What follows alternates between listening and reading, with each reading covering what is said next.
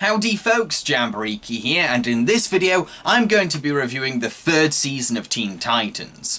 Will this season be just as awesome as the first two? Well, let's find out. Teen Titans! Go! 1, 2, 3, 4, go! Teen Titans! In this season of Teen Titans, it turns out that the Hive Academy, a school for brainwashed villains, is up to something fishy.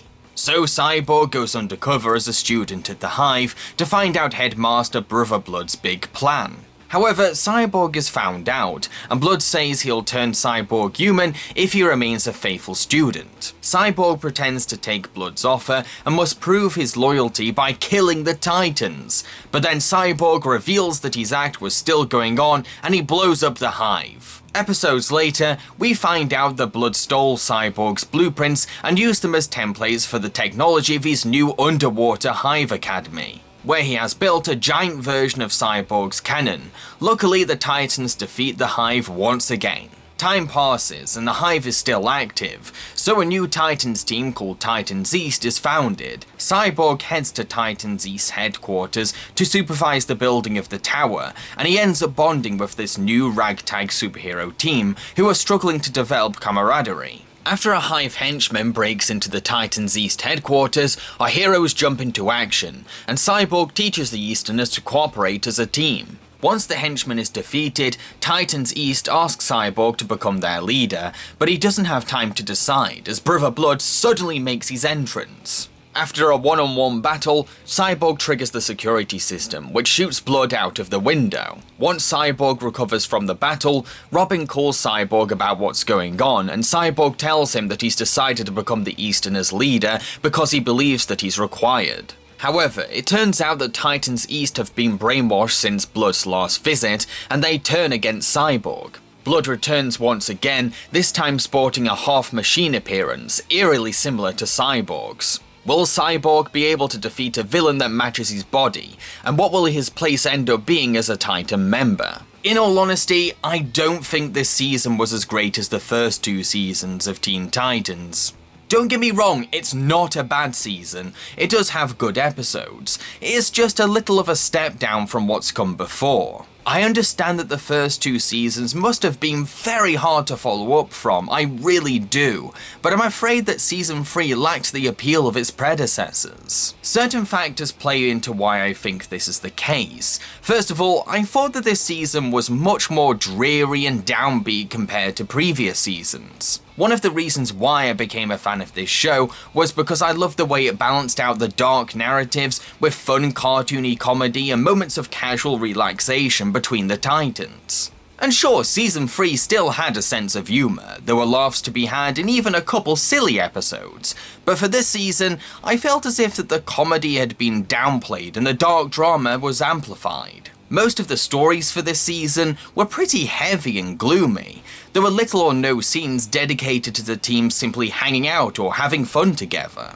A majority of the stories centered on the Titans arguing, falling out, distancing themselves from each other, leaving the team, or being put in situations where they had to fight one another. Sure, previous seasons had these same kinds of conflicts too, and I have no problem with adding some tension within the team for the sake of drama, but it felt like the conflicts between the Titans were more prevalent in season 3, abundant even, while their friendship and camaraderie seemed like less of a focus. It created an overall mean-spirited, cold and somber atmosphere for season 3, one that made me feel quite glum. This was also a very exhausting season too, because the show rarely paused for a break from the action or heavy drama. It was a constant barrage of villain confrontations and tension between the Titans. I didn't feel like they were given many chances to breathe or relax, and I think that more slice-of-life moments with the Titans could have helped with that.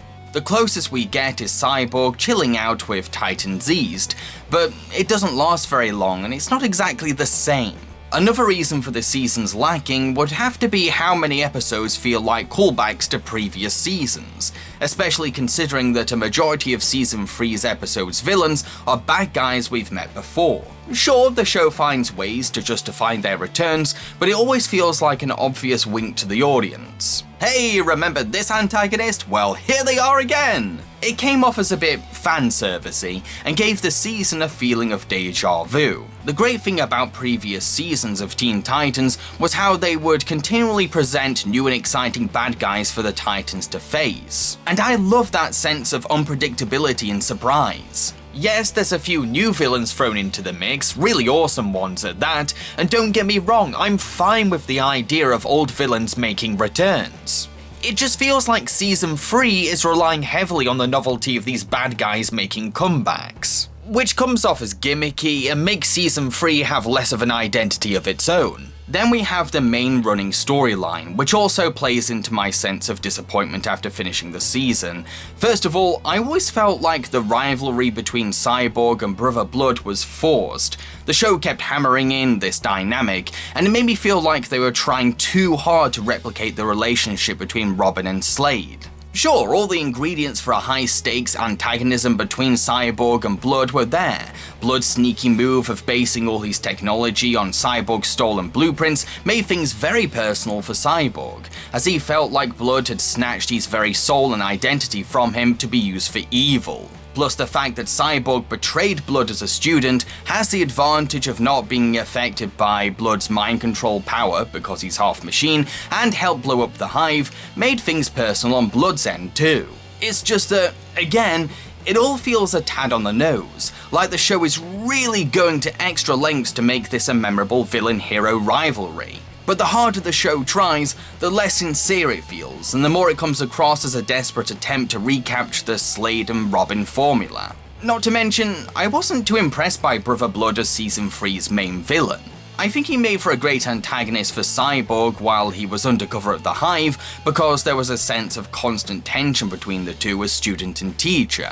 But after Cyborg revealed himself to be a spy and Blood lost his skull, Blood just became a stock one-dimensional bad guy to me. Yes, he could be an effective threat for the Titans, he was a pretty impressive teacher to his students, his gradual development into becoming more like Cyborg was kind of unnerving, and his plans always seemed like they had been thought through carefully. But despite the competent writing, there's just nothing interesting or memorable to him. There's not much of a hook or angle to get behind, as he reminded me too much of any other villain I'd seen before in an action cartoon series. Once I realised that Brother Blood was set to be this season's main antagonist, my initial reaction was, really? This guy? Because I didn't believe that he could either hold a candle to Slade, or that he made for a character worth following after his introductory episode, leading to a very unsatisfying direction for the season overall. However, like I said, I did think that Season 3 offers some pretty good episodes, despite the underwhelming nature of the season as a whole. In one episode, Robin kept confronting Slade in the shadows and at night, but none of the other Titans could see him. It's a really great episode that makes us question what could be going on and what will happen to Robin's sanity. Until we find out the truth, we're left to make up our own theories, and even end up sharing the Titans' confusion, because it's pretty difficult to wrap our heads around the situation. I also felt sorry for Robin, as his stress over fighting Slade in every dark place he went to drove him into dangerous madness. We later find out that Slade left behind a chemical in Robin to screw with his brain and give the illusion that he could see Slade in the dark. This episode actually started to make me feel cautious about the show from this point on, because there would always be a chance that the Titans' reality was all a fantasy. That's pretty cleverly deceptive writing. In another episode, Beast Boy not only starts acting very grumpy and confrontational towards the other Titans, but also keeps changing into a huge scary monster. Much like a Starfire episode in Season 2, this episode serves as a metaphor for teenage puberty, and I found it pretty relatable, as it really does reflect the confusion, temper, and high emotions of puberty. There were moments that really spoke to me, because I remember going through the same weird feelings growing up. Once again, Teen Titans proves that it's a show that understands the complications of being a teenager, even if it does turn out that Beast Boy's behavior and transformations were the results of some chemicals that landed on him during a battle. On the other end of the spectrum, there's a couple of episodes that embrace the show's silly sense of humour, which I welcomed with open arms after watching so many grim and bleak stories about the Titans. For example, one episode has the Mad Mod striking back on the 4th of July and taking over the city. Everything becomes intensely British, and robotic royal guards secure Mod's new kingdom. I will admit that most of the British gags and references were things that American cartoons have done hundreds of times before. I mean, seriously, American writers need to find other things to take the piss out of about the UK besides fish and chips, the Beatles, drinking tea, and Victorian chimney sweeps. In all honesty, my country has loads of other silly and nonsensical quirks worth making comedy material out of. But that's just a personal pet peeve of mine, so I digress. It's still a really fun episode, with a striking background art style and trippy British-inspired imagery. Plus, the entertaining Mad Mod steals the show with his flamboyant personality and overt Englishness. Not to mention, as Robin has been turned old, the Titans are tested as a team, minus their leader fronting the brigade. And it is interesting to see how they function without him in all this mayhem. One other episode that goes down a silly route is actually my favourite of the season. In this one, Mambo the Magician sucks the Titans into his hat, takes away their powers, turns them into animals, or in Beast Boy's case, a lamp, and forces them to put on a show. This was a really fun episode, because it's just so unapologetically silly and cartoony. Watching the Titans adapt to their new goofy forms was laugh out loud funny at times. Not to mention, Tom Kenny is a joy to listen to as Mambo. He always excels at campy villains. Well, Titanimals, let's see you try to stop me now. On with the show! But there's also a sinister undertone throughout the episode too, because Mambo keeps saying that the Titans will disappear in his stage show's finale, so the Titans have to act fast.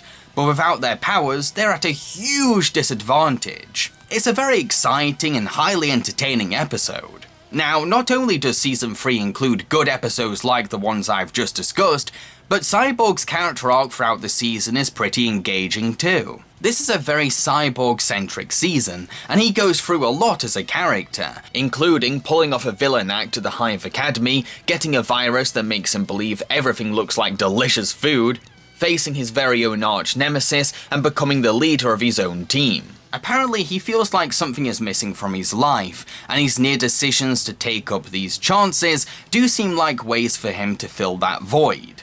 Cyborg comes frequently close to drastically changing his status quo on the show. At the season start, he's clearly very happy in his more human disguise, for his Hive student act. So, when Blood makes his offer to help Cyborg remain all flesh, a small part of us believes that Cyborg is taking the deal seriously, because we saw how content he was in his virtual human appearance. The very thought of Cyborg considering taking up Blood's offer made me question him as a character, and before the truth came to be, I did wonder about his potential dark side. However, despite this excitement over Cyborg maybe going down a villainous road, I was still relieved that it was all an act for Blood.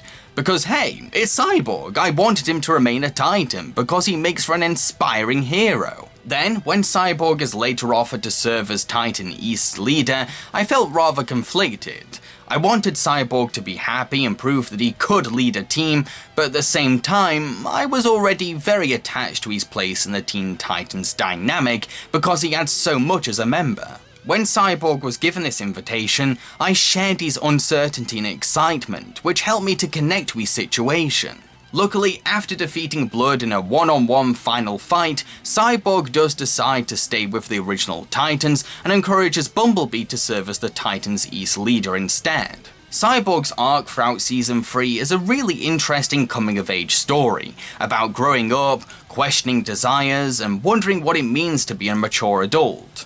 To conclude, while I think that Season 3 of Teen Titans lacks the polish and punch of previous seasons, with its stock villain, dreary overtone, fan-servicey moments and familiar territories, I also do believe that it has some very good episodes to offer, and Cyborg's character arc throughout the season is pretty engaging. Like I said, it's not a bad season, it's just that when I look at all these episodes as an overall whole, it's a rather underwhelming and disappointing season compared to the ones that came before. I've been Jambareeqi and I hope you enjoyed this review. If you did, then feel free to subscribe to my channel because I make a lot of videos quite like this one. Please also consider supporting me on my Patreon through a monthly pledge in return for awesome rewards. Thank you. After Christmas, I'm going to be reviewing Teen Titans Season 4. I really hope that 4 makes up for 3. Cheerio, folks.